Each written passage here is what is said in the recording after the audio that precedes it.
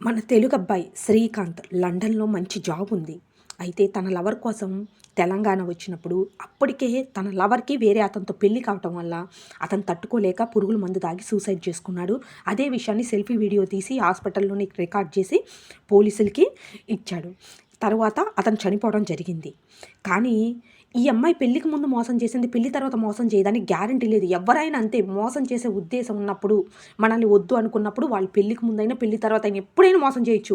పిల్లలు పుట్టిన తర్వాత కూడా మోసం చేయొచ్చు. అలాంటివి ఎన్నో చూస్తూ ఉంటాం. కానీ ఈ విషయం విన్నప్పుడు చాలా బాధ అనిపించింది. నాకే కాదు, విన్న వాళ్ళకి చాలా బాధ అనిపించి ఉంటుంది. ఎందుకంటే లండన్‌లో మంచి జాబు, నువ్వు సెటిల్ అయ్యావు.